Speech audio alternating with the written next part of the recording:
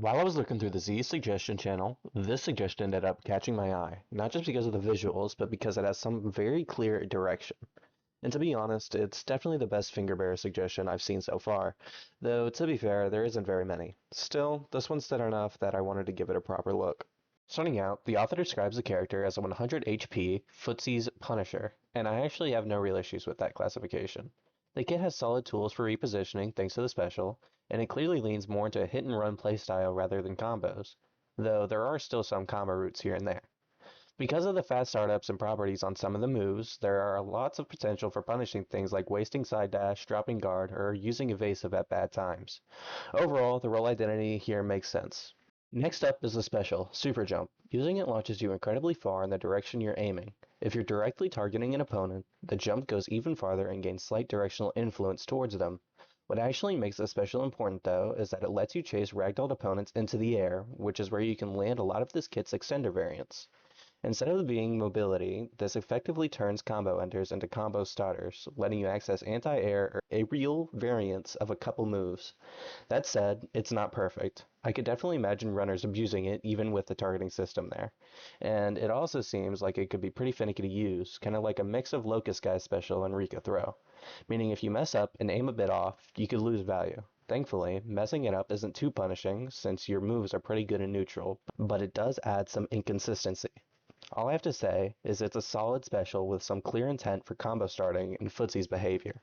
The first move, Barrier Blast, sends out a fast-traveling, large, guard-breaking barrier that deals decent damage and combo ends.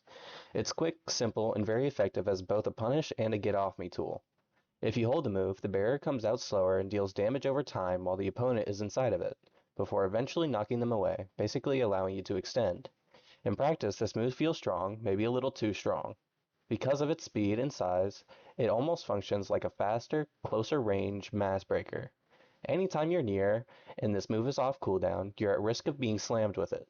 To be fair, you can't combo off the standard version without using your special, which I guess helps keep it in check. The variant, however, is a combo tool. If your special is on cooldown, the variant gives you a fallback extender that lets you transition into other moves without needing to use your special. It's a nice option if you have your special on cooldown. Overall, the move is fine mechanically, if a bit annoying to fight. I'd personally just increase the cooldown slightly to keep it from dominating neutral too hard. Possibly give it a lower cooldown with the hold variant. Move number 2, Frightening Impact, teleports you to the side of the enemy, frightening them, before then delivering a heavy right hook.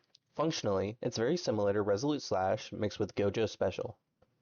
You can evasive out of the stun, it hits ragdolled opponents, it combo ends by default, and if used as anti-air, it does a downward slam variant. The anti-air variant is nice since Super Jump lets you chase airborne ragdolls, letting you land it pretty consistently. Because opponents can evasive out of the stun, this move is more about punishing mistakes than forcing pressure. If the opponent uses evasive at the wrong time, you can just smack them with this move. Aside from that though, using it raw is risky because an evasive during the stun just gives the opponent a free combo, meaning the move is kinda just locked until you get the opponent to evasive. Though if you want to, I guess you could use it to abate evasive in exchange for taking a bit of damage. The anti-air variant makes it much more interesting, making upward ragdolls turn into pressure gives this move pretty clear niche that sets it apart from Resolute Slash. It works functionally, and it fits the Punisher archetype well, but it's not something you can just mindlessly throw out. Onto the third move, Hammer Throw. It's a fast swipe into a grab that throws the opponent a significant distance in a chosen direction.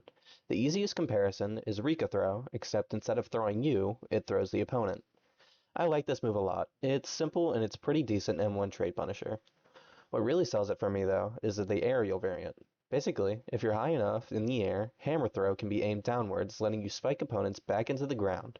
It directly works with Super Jump, allowing you to chase ragdolled opponents upward and then launch them into the ground, letting you extend instead of just ending the combo there, which is a nice way of playing into the special's follow-up gimmick. The final move, Raw Energy, is easily my favorite move in the kit. It has a long startup, but once it fires, it's a guard-breaking hit-scan projectile that combo ends. This move is fantastic at punishing wasted side dashes, careless movement, or overly defensive plays.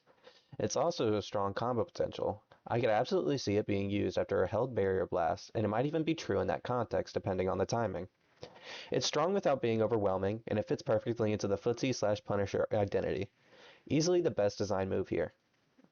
The ultimate, Dispel, is basically old Burst on steroids. It has 0 startup, ignores immunity frames, cancels domains, deals good damage, and is comboable afterwards.